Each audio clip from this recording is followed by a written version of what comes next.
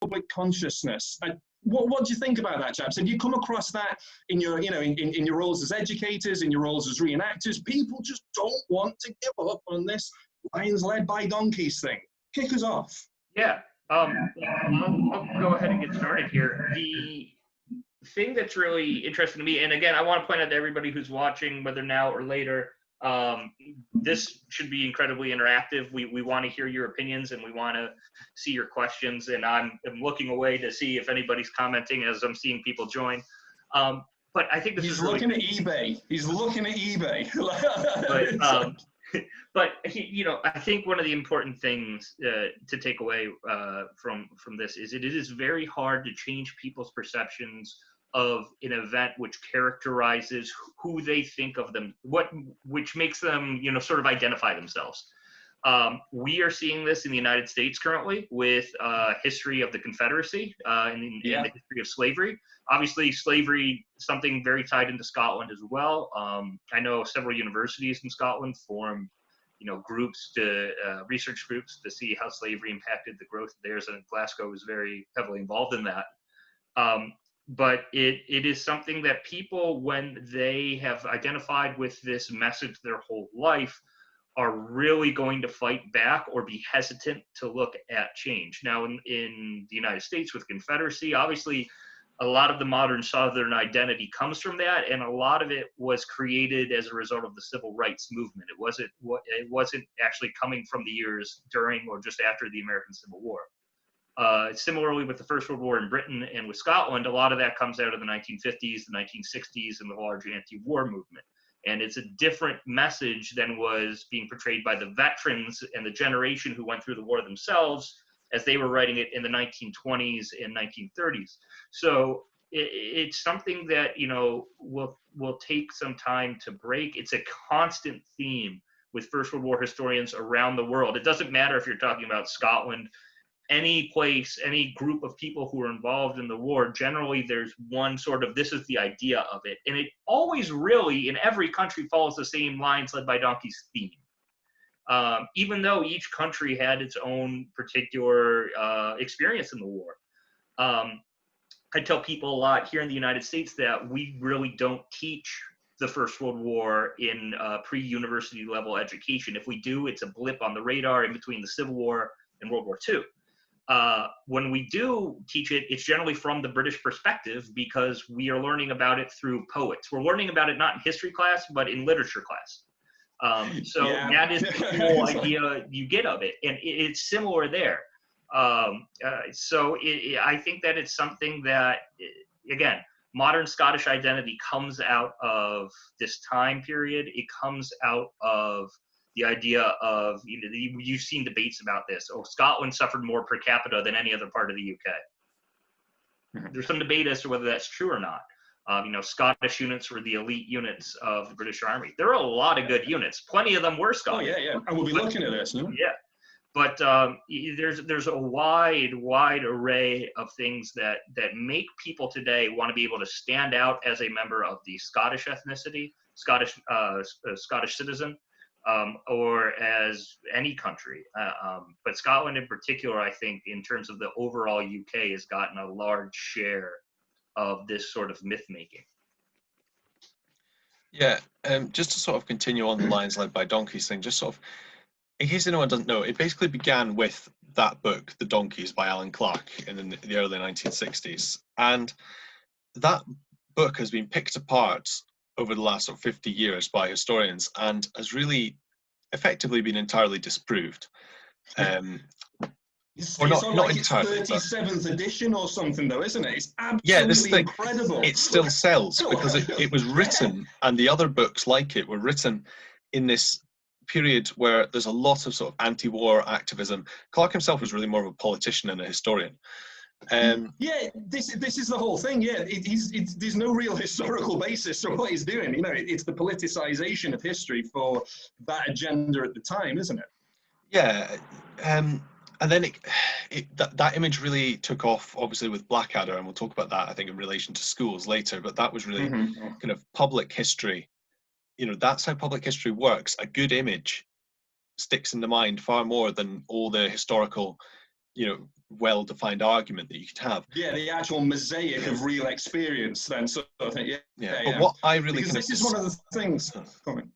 What I really kind of despair at, and I think what we sort of are working against in our capacity as educators and reenactors, is that there has been so much great work done to fix this problem, to look at sources like war diaries, which weren't available under the Freedom of Information Act when The Donkeys was written, but are now. Look at original manuals, which you couldn't get hold of back then, but you can now, because they've been digitized and things. And work by historians like Spencer Jones, people like that, is absolutely brilliant. But I don't think it's extremely accessible to the general public, and this is where we are kind of in the middle ground. Teachers in schools need to be looking at what the actual history is and making it accessible to the general public. This is where we really have the Lions Led by Donkeys problem. It's not that, we historians know what really happened, or a better version of what really happened now, but we're just not getting it out there. That's what I want to briefly jump on that and say one thing that aggravates me daily thinking about this topic, because it's something that I think about really every day as I'm working with this. Anytime I'm working with this, because people send me a lot of Blackadder memes, is I sometimes feel like I and other historians, and much more qualified historians, PhD historians with massive CVs, are screaming into echo chambers. We're screaming at each other and not necessarily at the general public.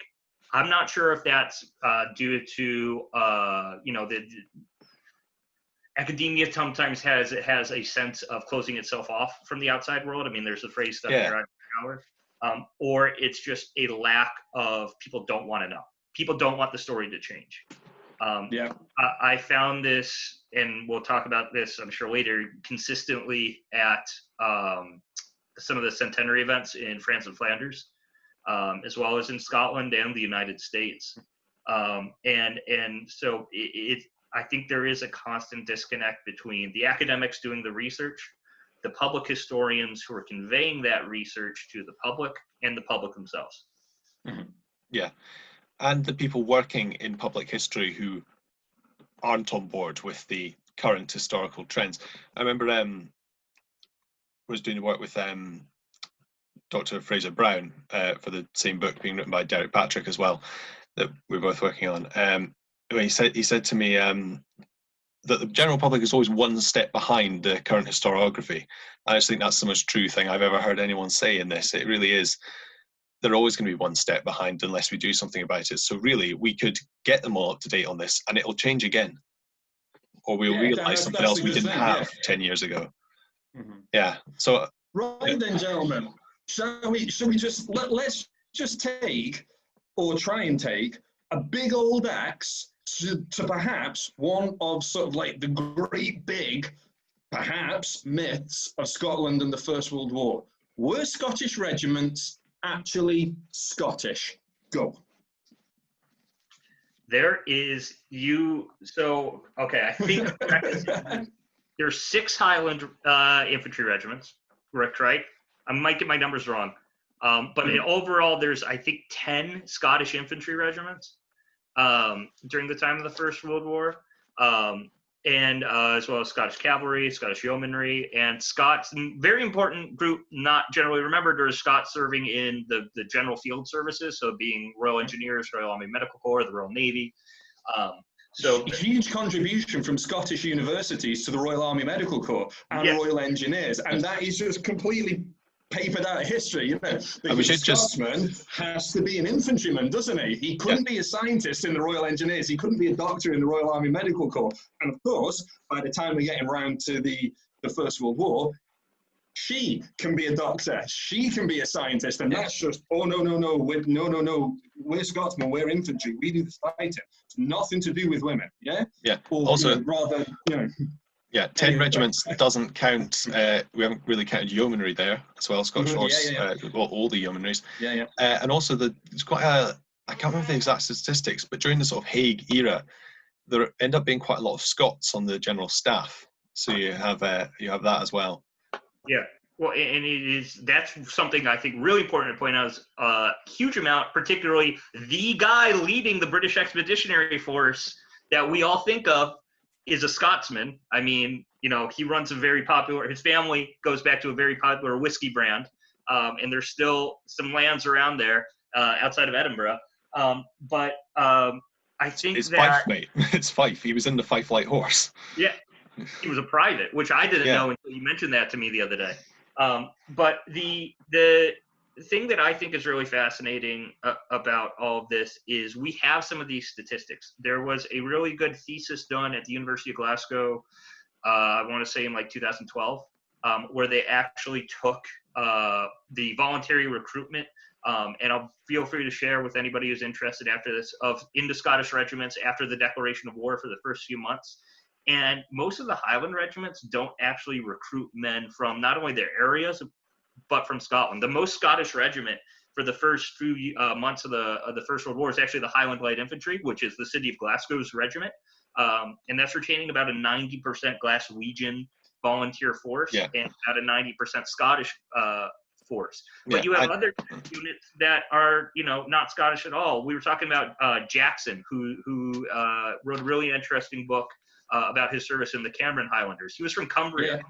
He happened to be living in Glasgow when the war broke out. But you've also got men volunteering throughout England for the Highland regiments or being drafted into the Highland regiments, let alone the vast Scottish diaspora you have in the major cities and in the Empire who claim Scottish ancestry to join these regiments or just fake it and don't care because the kilt looks really good. Yeah, certainly speaking from a Second World War point of view, my great uncle joined the Liverpool Scottish. I mean, he was from near Liverpool, but he could have been South Lancs, he could have been anything really, but he, wangled the commission into the Liverpool Scottish because he was getting married and he wanted a kilt. And similarly, this is an interesting thing that you touch on here in terms of the conscription and the returning of wounded men. I know it was obviously sort of, a short-lived and pretty unpopular practice of, well, that battalion's been absolutely hammered. So you might have started off in the Hampshire Regiment, but you're going to be a Royal Scot, for example. And that's very interesting when you certainly, I do quite a lot of like family history and research for people, and they say, oh, no, he was from Portsmouth. He couldn't have been in the Black Watch. He could, and a lot of people are sort of like, oh, no, he was from Dundee. He couldn't possibly have been in the Royal Marine Light Infantry or something. He was Scottish. Well, this is what I was going to say. My great-grandfather was from Dundee, joined the Highland Light Infantry in 1916, but once he'd finished training, got sent to the Norfolk Regiment and then the Royal Fusiliers, because that was where they needed men by that point in late 1916. So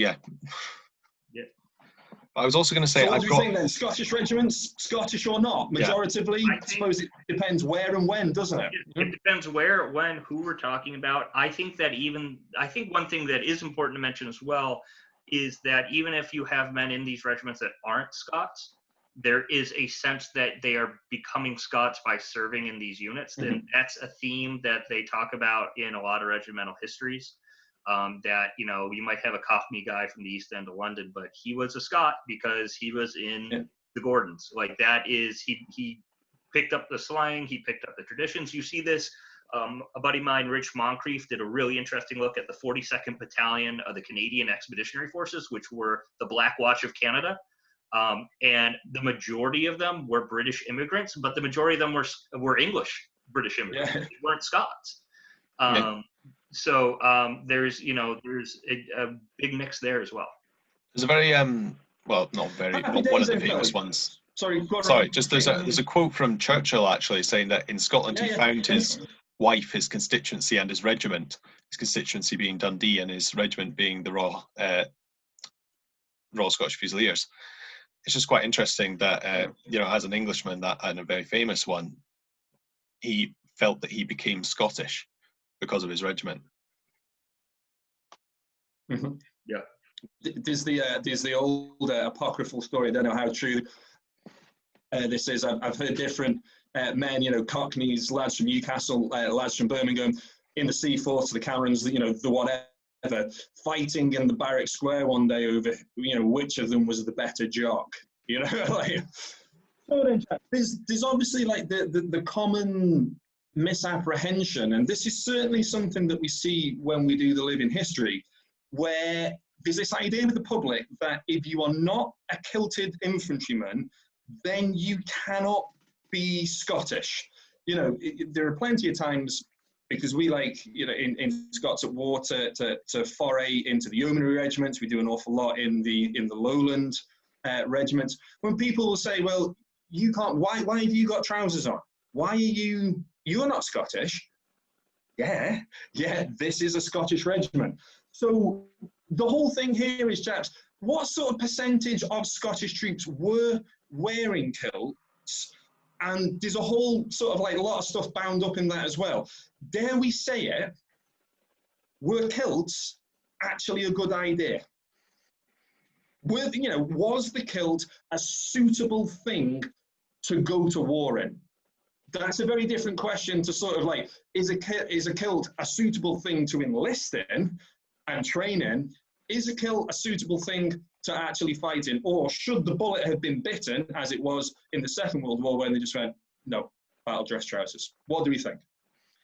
Well, in answer to the sort of first bit, even in a Highland regiment, firstly in 1914, in a Highland regiment, not everyone wears a kilt, right? You have the transport section, you have all sorts of specialists within the within the battalion. You have cyclists, you have all these guys who don't wear kilts for a start, who will never wear a kilt except in their full dress. Secondly, pre-war, quite a lot of a Highland regiment's time is actually spent in trews, because the kilt is basically not to be worn out. And then when you get to the front, okay, 1914, 15, 16, it's the kilt stays. The kilt does stay all the way through the war, but you get episodes like the 6th Black Watch at Battle of Arras, when it's snowing and everything. They hand in the kilts and get issued trousers, because it gets that bad. As for it being a practical garment, people say that you can be really warm in a kilt, but your knees get cold. That's just a fact. I remember last time we did a filming thing for Arras, actually, when we were kneeling outside in the frost, and it was just really horrible. But I mean, we've worn these things on marches. We've worn them in the field. It's not particularly nice. There's an account, I think, from an officer in the Camerons saying that the kilt was actually a very practical defense against gas, because the swing of the kilt wafted the gas away. And I really think that's just clutching at straws. Yes, to try and keep it. Yeah, I mean, I've heard, obviously, so with the Highland regiments that were in Mesopotamia, that the kilt was actually, quite a practical garment out there. But there again, it was 45, 50 degrees Fahrenheit in Mesopotamia. Yeah, that's another one I should have mentioned, actually. The 2nd Black Watch in Mesopotamia fought in shorts and only put the kilts on when they were marching between places. So, again, and wore trousers after 6 o'clock because of the malaria problem. And that's another thing. In India, kilt comes off after 6 o'clock because of malaria. So even pre-war, they're not always wearing them. Yeah, I think that it just happens that most of our photographs are of guys in studios wearing them. Or even posing in trenches. Yeah, that quote from the Camerons comes from the medical officer of the 6th Camerons just before the 3rd Battle of Ypres, when there's a group of guys in a dugout that get hit by the first salvo of German mustard gas fired at the BEF, and they're trying to figure out what happened. And I think that it's fascinating for me to see so much obsession over a national garment today. At the time, I understand it. And it's very clear that men signed up to Highland regiments because they wanted to wear a kilt. The last Scottish veteran in the First World War, whose name I'm totally blanking on. Alfred Anderson. Yeah, he's my relation. Mentioned he wanted to join the Camerons because he had liked their kilts. So there's, that's something I think really important to think about as well. Is that, are we overemphasizing the importance now based on reactions to other historians or to other folks who are interested being obsessed with this whole idea? Because it's certainly a very interesting thing in terms of the living history aspect of it, that you know, if you're going to do a Scottish regiment, then oh, it's got to be a kilted regiment. And you know, and I've had sort of like other reenactors look at me just like, what is wrong with you? Why are you choosing like the Royal Scots, which is basically an English regiment with a slightly different hat? What? No, you want to stand out, you know. And it's interesting to see that sort of mirrored in the living history world. That, you know, I want to join like a pretend army, but obviously I want to sort of basically stand out in the beer tent afterwards, like sort of thing, which is fine. But, you know, obviously I often find it's very, very interesting to see that sort of like mirrored later on in the living history, that, you know, you're almost being sort of like willfully perverse in wanting to say, no, it's the Cameronians. It's the Cameronian. You know, and then when you say to people, well, these regiments were around a good long time before your Highland one. Oh, well, that doesn't matter. You know, I think that's very, very interesting to see that sort of reflected in the make-believe world of living history as well, sort of thing. So, yeah. I was just going to add another thing from the living history sort of perspective, just about the practicality of the kilts in general is, obviously I said about gas, we also have the problem with lice you hear about a lot, laying their eggs in the pleats and stuff, and the mud sticking to them, water freezing to them. Okay, so there are some impractical problems, but the fact is that they were kept on all the way through the war, right up to 1940. The Camerons still wearing them overseas in 1940. So obviously, and it wasn't just a matter of pride. There are practicalities to it. Don't want to talk about it too much on the live stream, but it is a lot easier to go to the toilet in a kilt than it is in the First World War trousers with your braces gone through the loops of your drawers and all sorts of things. And that brings me on to another point as well, that it's one of these myths about the war that Highland soldiers didn't wear underwear, which is a bit mad because they're on the issued kit list in 1914 clothing regulations. We have photos of them being worn when people removed their kilts in the trenches. We have pictures of the second Argylls in winter of 1914-15 wearing long johns under their kilts because it's so cold. And also, it's just quite interesting, there are regulations for service in northern China, obviously where it's very cold before the war, where wearing underwear is made absolutely compulsory, because if you get frostbite on anything, it's your fault and you'll be charged for that. Yeah. That's a self-inflicted wound. This is, you know, that's like putting a bayonet. And the same applies in winter. Same applies in winter in the trenches. If you get a cold injury, it's your fault, and you're in a lot of trouble for it. And just to add one other example, the entire Canadian Corps had almost brigades upon brigades of kilted soldiers based on the actual Scottish Highland regiments, but raised in Canada. And they all put kilts away in the winter months and drew trousers. That was, you see soldiers wearing cutaway tunics with trousers, and that is common between the months of November and April. The only time when they didn't do that was was the fall of 1918, because they were advancing too fast for the trousers to catch up with supplies to keep up with them. Yeah. So obviously Highland regiments didn't do that, but the wearing of underwear in the vast majority of battalions was compulsory in winter. But that's as far as that goes, really. Yeah, fact, really. And again, it's, well, we don't want to like tackle that head on, because it somehow makes us, you know, it makes the Scottish, it feels like you're detracting from Scottish history somehow. Yeah, but no, it makes them a more effective soldier, and surely that's something that you'd want to celebrate more. Yeah. Well, here's one then, chaps. You know, often when you're out, you're at a living history event, and you might be representing a kilted unit, or you might not be representing a kilted unit.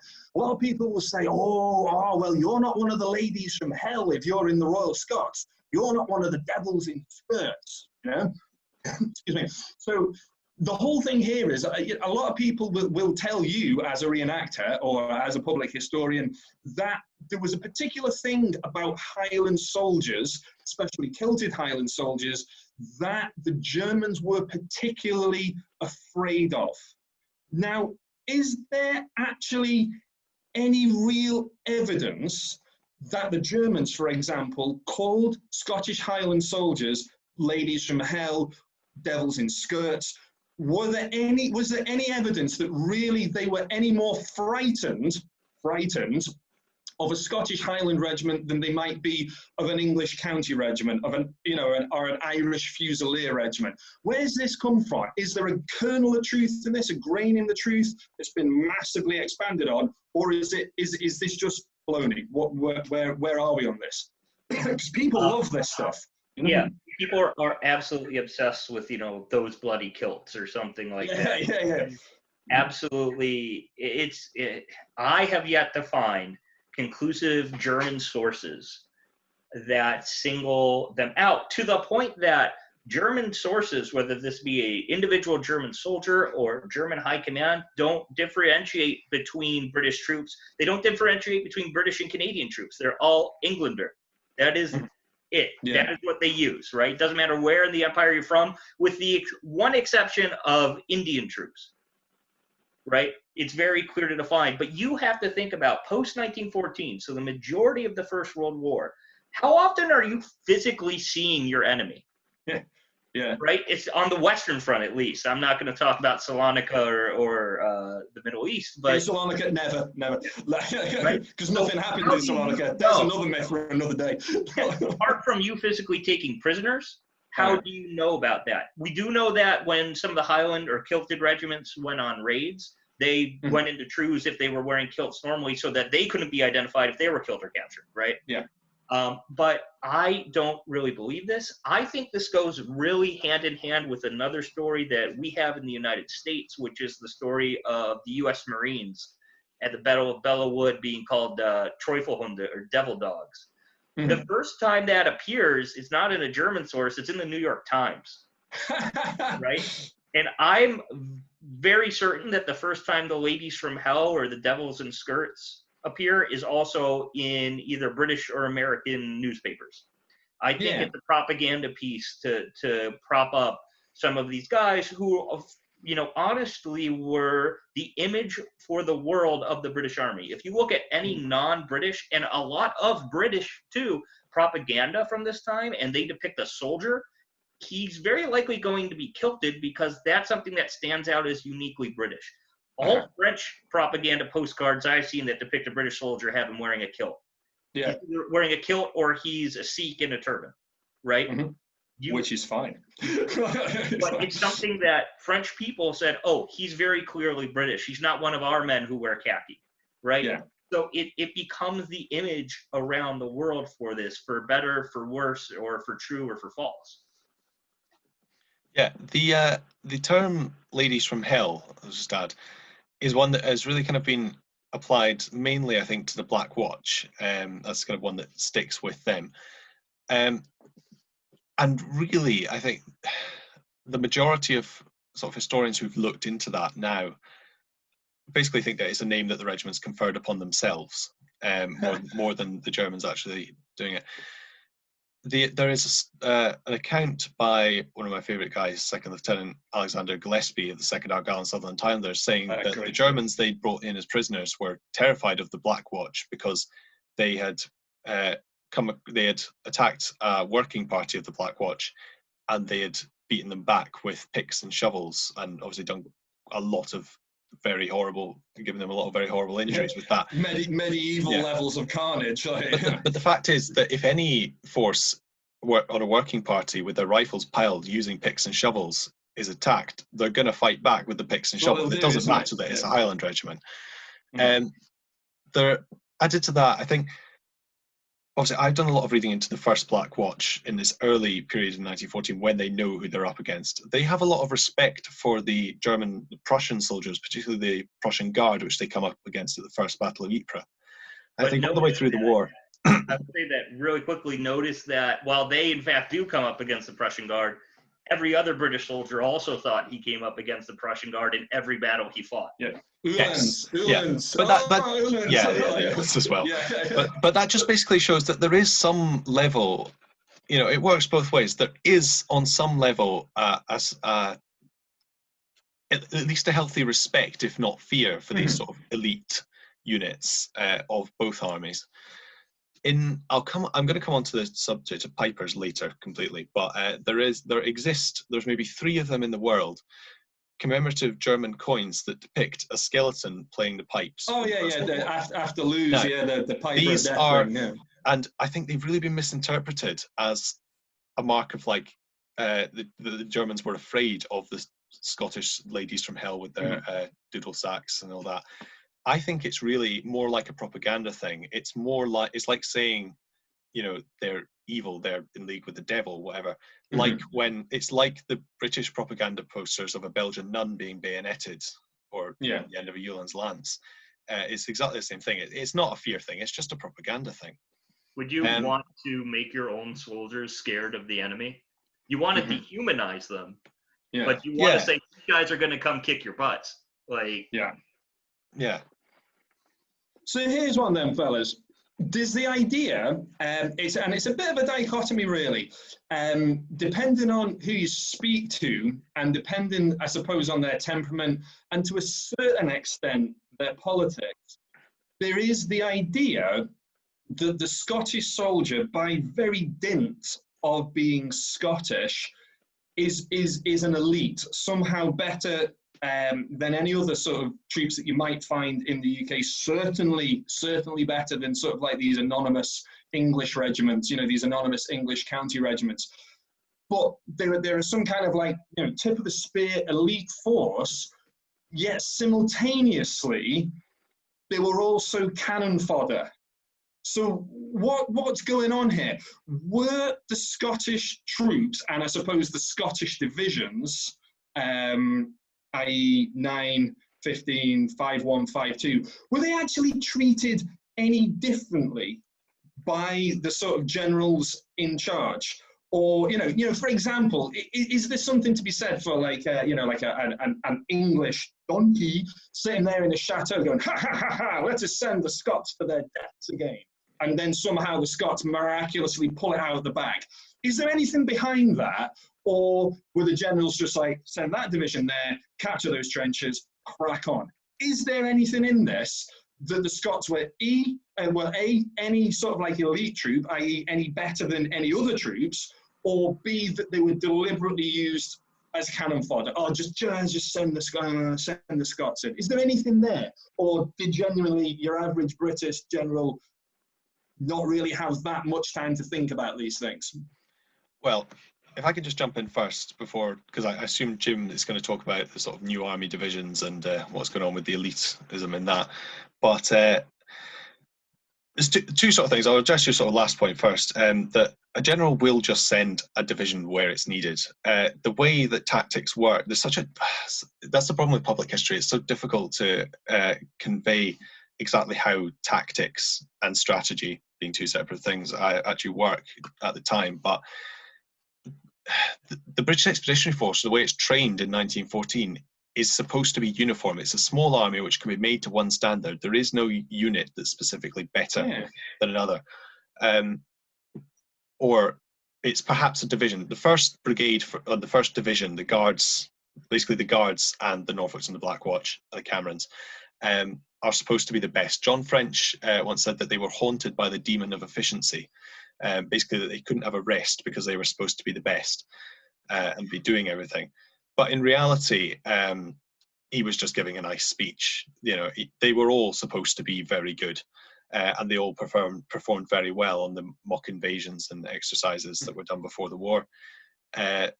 New armies, you perhaps have a slightly different standard. Maybe some were better.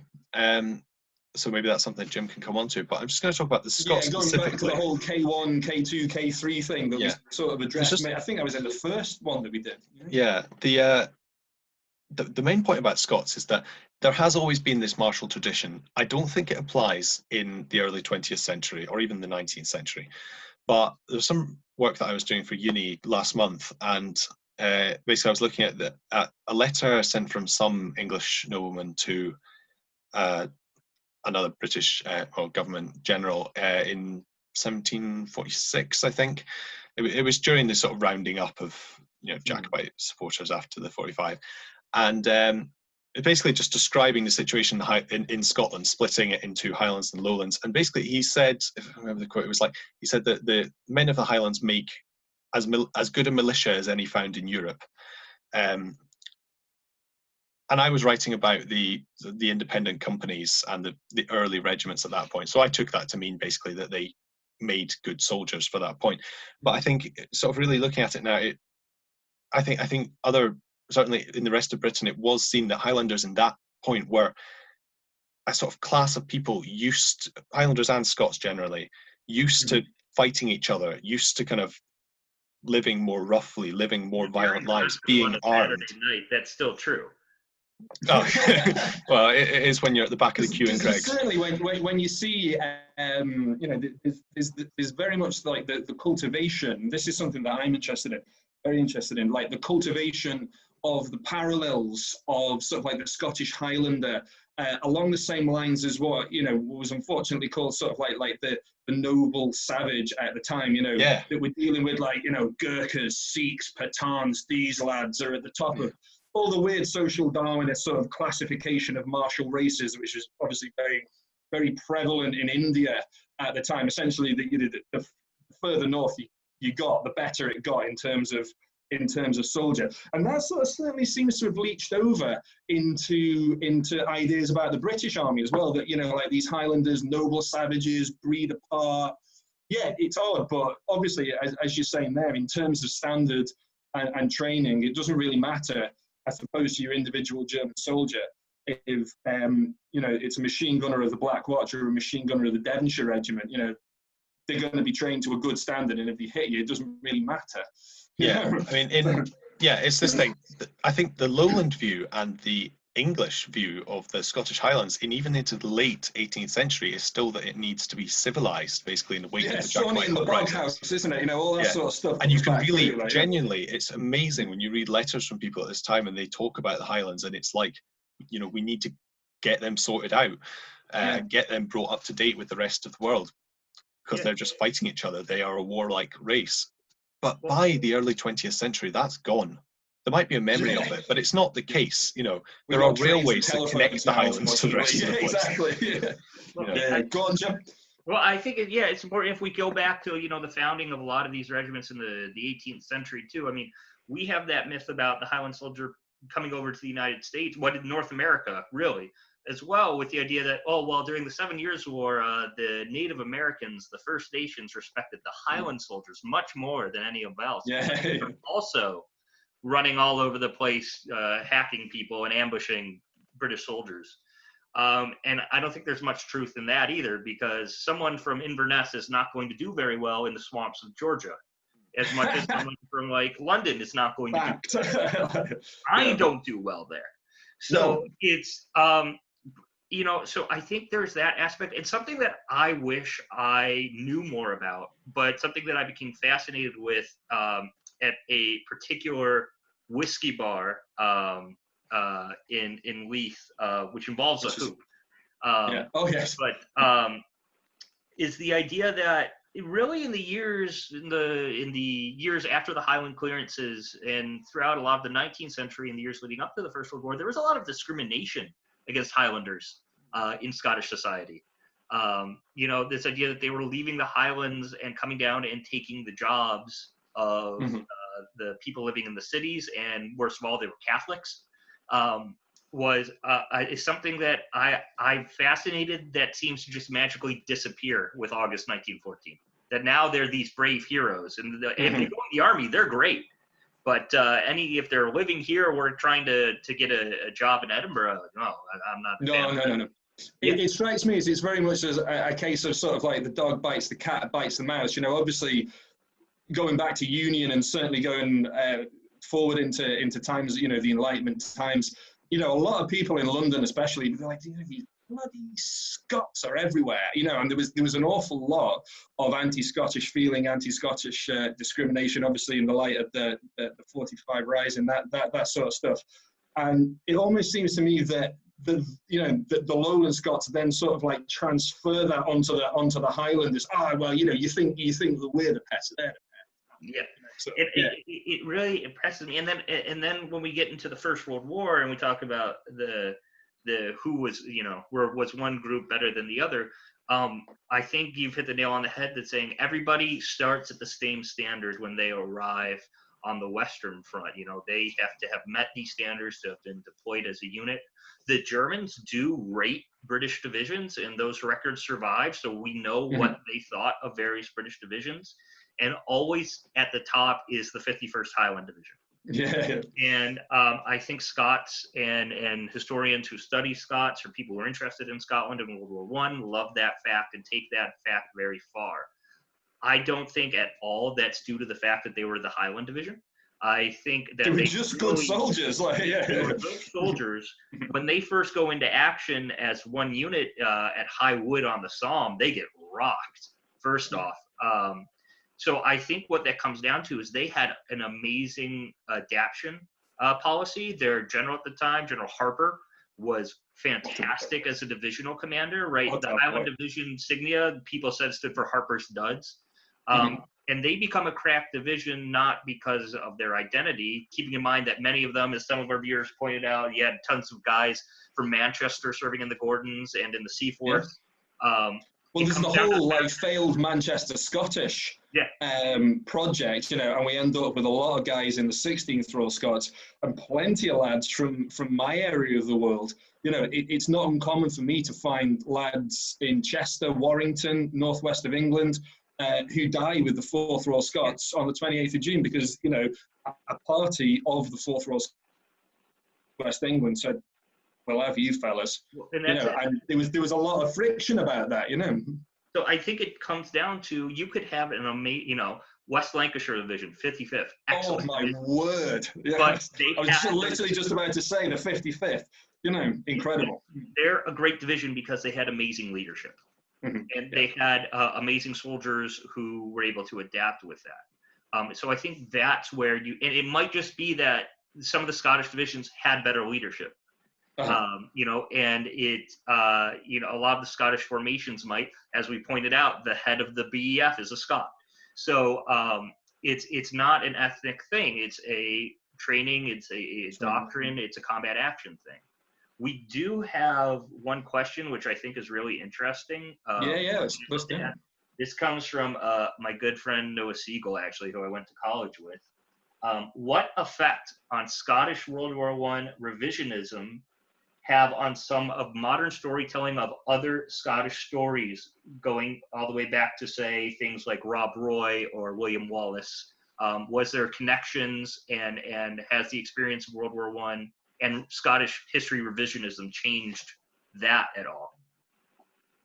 Certainly one of the things that I find very interesting as a teacher of Scottish history in Scotland, one of the things that we do at Higher is the story, well, not story, you know, is a study of the first Scottish Wars of Independence through primary sources, secondary sources. And it's very, very interesting to see, and the boys pick up on this is particularly fascinating. When they actually begin to scratch the surface, they're just like, this William Wallace guy actually wasn't very good, was he? You know? And then, you know, like Robert the Bruce, who was just like, this guy's just like a massively very successful thug. You know, so I think it's been interesting how, you know, there's the parallels that are drawn between great Scottish heroes that have been great Scottish heroes a lot of the time due to Walter Scott et al., that now people are actually starting to look at far, far more critically. I mean, you know, you can say sort of like, yeah, Robert the Bruce, not a very nice man, effective king. Yes. Like, you know, so yeah, it's interesting how, you know, there's been very much sort of like the window dressing of medieval Scotland's martial past to emphasize the successes of things. And it falls in very neatly with the First World War, that military success against the odds is part of Scottish history. Bannockburn, for example, minus cavalry scourge. Sorry, yeah. But great tragedy and, you know, pathos and all the rest of it is also part of the Scottish story. For example, 1514 at Flodden and 1746 at Culloden, even though that's not obviously a Scottish English thing per se. But so there are definitely parallels going all the way back through that. Whether that'll catch up with the First World War, who knows? Who knows? But I definitely do think that, you know, the way that the Battle of Lewes is spun at the time and afterwards, it's a mad mixture of Bannockburn and Flodden somehow welded together. Great success, great tragedy, but that's what we do. We do tragic tragedy. We do great success. Yeah. So. Yeah. Good stuff.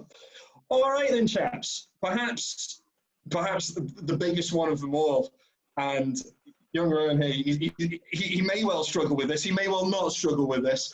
We will see. Perhaps the sort of biggest, most sort of symbolic image of Scotland in the First World War is the image of the brave, unarmed piper striding over the top of the trenches, playing his men into battle. And we know full well that there were guys that won Victoria Crosses as pipers. There were guys that won Distinguished Conduct medals as pipers, etc., etc. So, and this is one thing that people really don't want to let go, is it? You know, our pipers are unarmed heroes. It's almost like the most distillate Scottishness of Scottishness. We're so hard that we don't need even to be armed, and we can draw attention to ourselves with, as the Germans would call it, a doodle sack. You know, it's almost like ridiculously, pointlessly, madly brave. Yeah. Let's unpack this. Is it real or not? Did they really go into action unarmed, the whole thing, or are these again sort of incidences where the press at the time, politicians at the time, historians afterwards, have sort of built up this idea of the piper as being like peak Scotland in the First World War? I'm gonna let Rowan take this as a piper and as an expert. Ladies and gentlemen, if you just want like a wee comfort break, you want to put the kettle on or something like that, because you're going to hear a lot of stuff that might not go down well with some people out there. You know? Yeah. I just very quickly before you start want to say that we could do a whole episode about this. It's an insane level, which goes back to a few years ago, the BBC, I think it was the BBC, did a documentary on Pipers of the Great War. Yeah. 2013, wasn't it? Yeah. The only great point that came across there was that you couldn't actually hear them in a fight because of how loud a battlefield was. And I think that just like all other time periods, there is a need to make sure that it has a good soundtrack. And for World War I and for Britain, the bagpipes are it. But you see it, and you see massive myths surrounding it in the United States as well. You see it in the American Civil War. There are no recorded instances of a bagpiper at an American Civil War battle. There was one bagpiper who showed up when the Cameron Highlanders of New York were raised in 1861, but he was so bad they asked him to leave. So there's just an obscene amount of myths about this. And it's crazy. That's one of the things that amazed me. I think it was Warhorse, where I'm not sure what battalion or regiment that is meant to be. They were Devonshires. Devonshires, isn't it? And the Devonshire regiment had a piper. You're like, okay, not really what I was expecting there. So tell us, pipers then. You are one. You spent a lot of time on this. I've done that. I've studied at the Army School of Bagpipe Music. I've researched this a lot. We really need to go back to sort of the beginning of the war. I talk all the time about the sort of the advanced tactics in 1914. I've noticed we've got a comment on here basically saying that tactics hadn't changed much since the beginning of the century, and that it wasn't that far from sort of Victorian Napoleonic tactics. It's not true. I'll link some of my videos explaining how the 1905 Army tactical reforms changed everything after this has gone out. But yeah, tactics in 1914 are they're more than of their time. They are the tactics of the British Expeditionary Force are still in use today. A lot of what we see in the Second World War and in late First World War is just an adaptation on what they came up with in 1905. And the place for the piper in that is quite uncertain for quite a long time. I showed previously, I think in the Arras documentary, of sort of what a platoon looked like going into battle in 1914. And there's a little box at the back of the diagram which shows where a drummer or a piper would go. And the crucial thing to note there is he is at the back. He is not leading. There are accounts of pipers leading into battle, the most famous being Daniel Laidlaw when he won his VC. Yeah. But that is an extreme rarity. In 1914, in the period of open warfare, a lot of things have to happen on the battlefield. A lot is left up to junior commanders, platoon, sometimes company commanders, or even section commanders. Commands have to be heard. So the element of surprise is extremely important. A piper can't lead an attack when a platoon commander is having to direct his forces all over the place. It just doesn't happen. The pipes cannot actually be played in 1914 by, I think it may actually have been put in a regulation of the Army Act, possibly, until they're within 100 yards of the enemy, basically when they're charging, to avoid being played over orders and to avoid giving away the position. Yeah, well, the cat's really out of the bag at 100 yards, isn't it, really? Yeah. So, yeah, but during trench warfare, you can be 100 yards away at the start of an attack in a jumping off point or in a normal trench. And this is where it changes and gets complicated. We should address the issue of the unarmed piper first. That documentary, Pipers of the Trenches, came out in 2013, I think. At the beginning of it, it has a bit where it says pipers would rise out of the trenches unarmed. And I'm just going to share my screen here for this. Yes. Hold on, Jim. Can you give me? I can. I'm just transfixed by this. I'm like clenching myself, ready to go. Okay. It's actually joyful because it's so iconoclastic, but it's what happened. Sorry. All right, just a minute. These awkward pauses are something that my class has got very, very used to over the last 10 weeks, trying to teach them online awkward pauses whilst we complain at the ICT, the speed of the internet, etc. Yeah, my general incompetence. You know. Yes, it will work.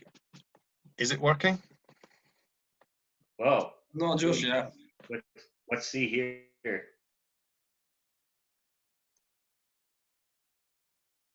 We do need elevator music. We need background. Yeah. We probably need background pipe music. So maybe some background pipe music. You know, that's absolutely fine. Mrs. Clark was absolutely delighted to hear Leaving of Lismore on the medley that you sent yesterday. A bit of a rarity there. Good. Yeah. Mm-hmm.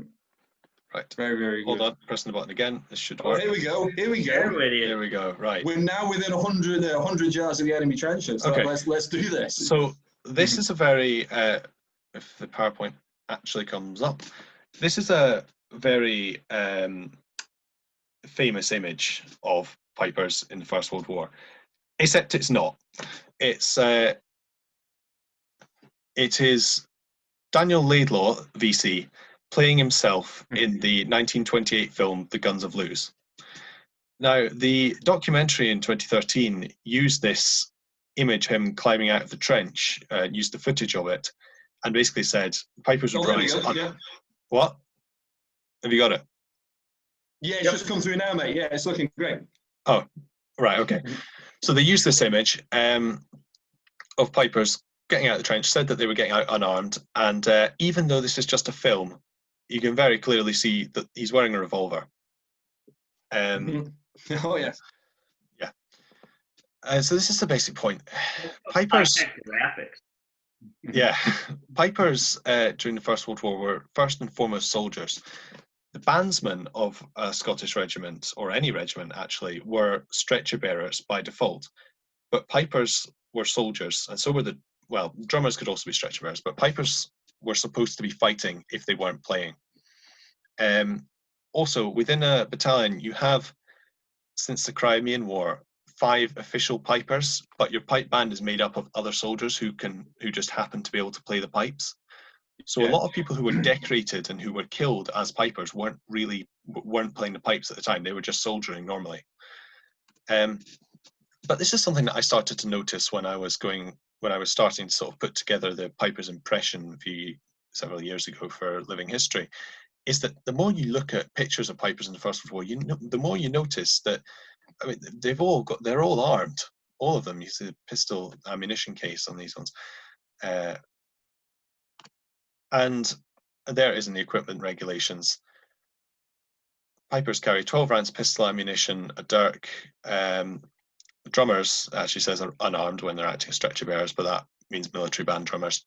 The list of changes for the 1908 Webb equipment for the 1st of October 1913 authorises pipers and range takers in machine gun sections to carry the pistol case and pistol ammunition pouch. Basically, that puts to bed the unarmed pipers myth. I'm just going to go back to normal screen because this is really breaking it. Right. Also, I had a pleasant conversation with someone who really should have known better about this not too long ago, who said that, well, that doesn't prove anything. It just proves that they were issued revolvers. It doesn't prove that they took them into battle or anything. So, I mean, we can look at personal accounts. Piper Cameron, 7th Highland Light Infantry, attacked Turkish trenches 12th July 1915, played his company right up to the captured trenches. On this occasion, while playing, he had a revolver hanging from his wrist, and on reaching the trenches, started using it with good effect. So That'll do. That'll do. There are so many like that reference pipers fighting while playing. So basically, going into the attack, they're not always leading soldiers into attack. They're generally not. It's only in a few sort of really desperate cases like Laidlaw's. They're never unarmed. Unless they're actually acting as stretcher bearers, and that's usually after the battle anyway. And really, that that deals with the two biggest myths of it. I think one thing is that both in the living history world and in the general world, when we think about pipers in the First World War, what do you think in your guys' opinion, what do you think was the frequency of them?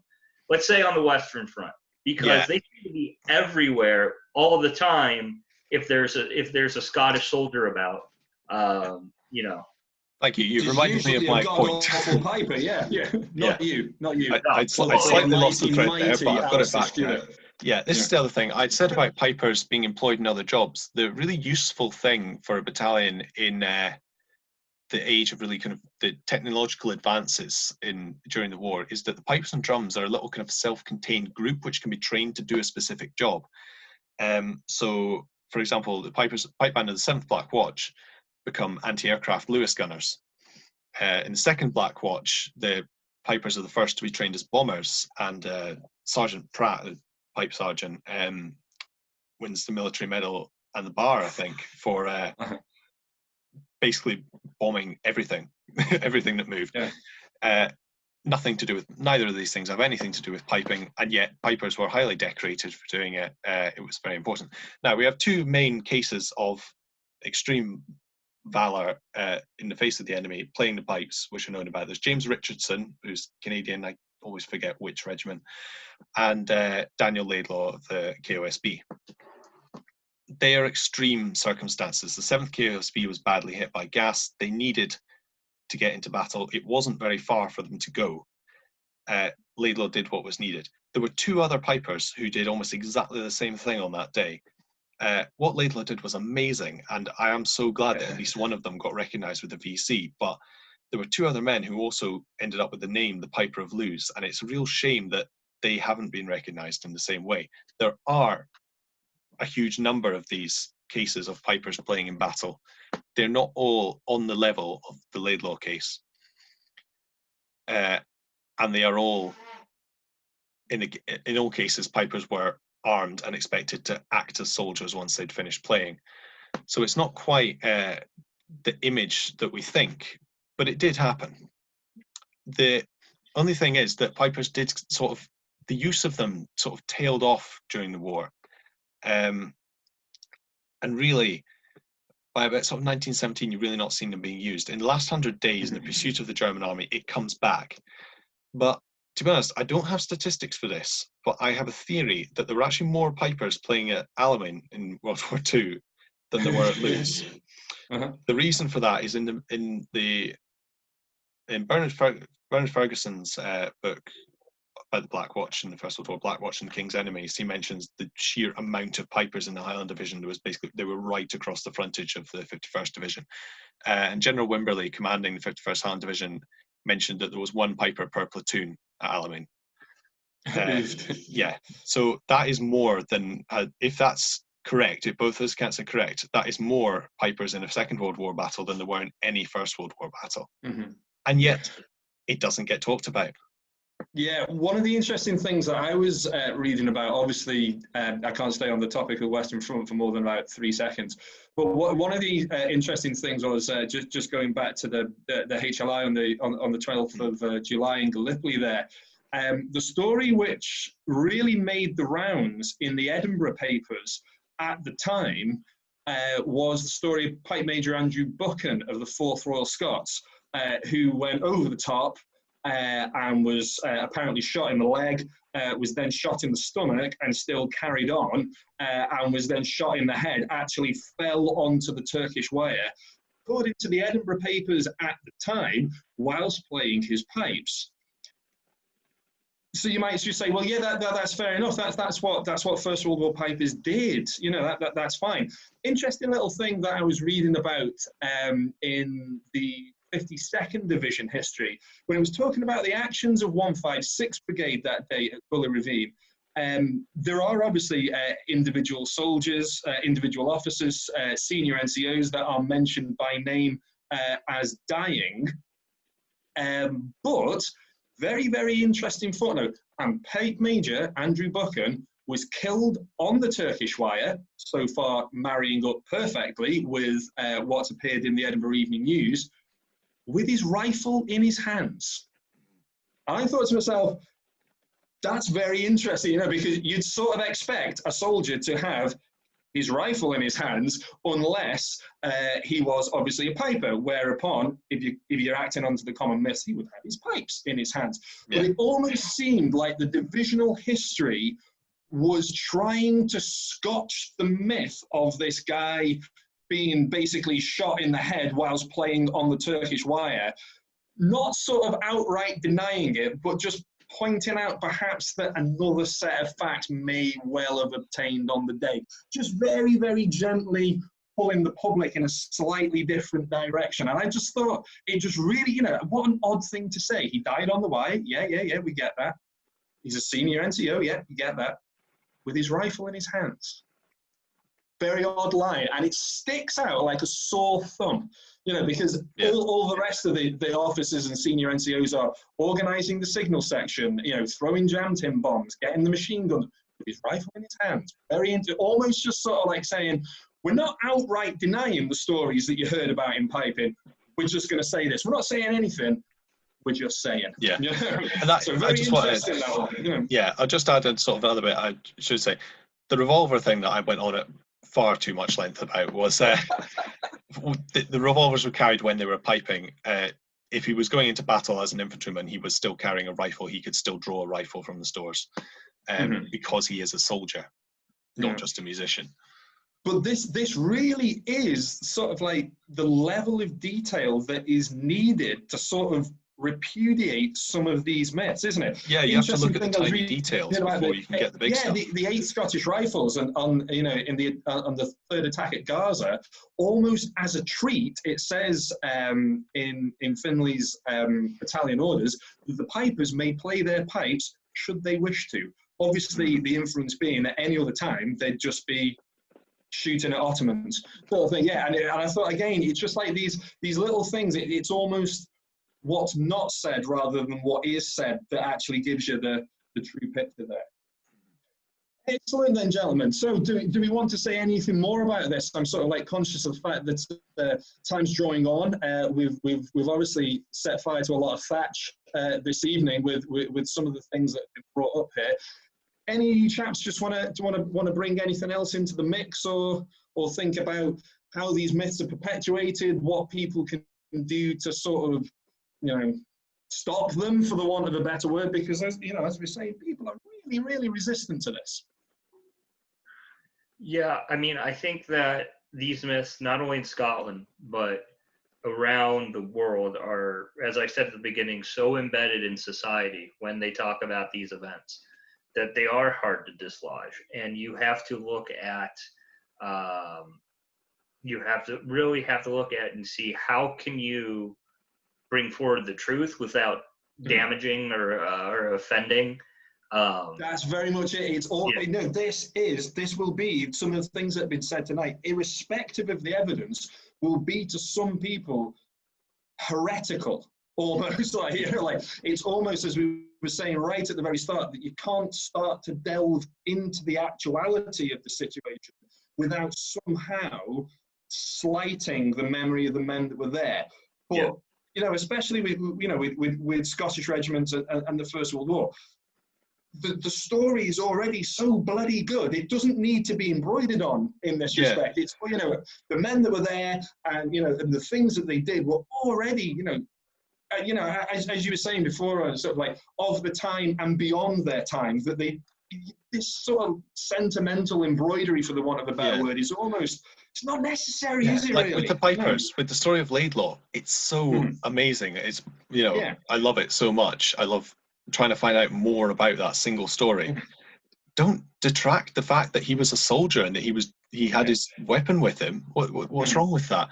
And with the Lions Led by Donkeys thing, there was so much work put into the tactical reform of the British Army since the Boer War, and in line with what was learnt from the Russo-Japanese War, from observing that.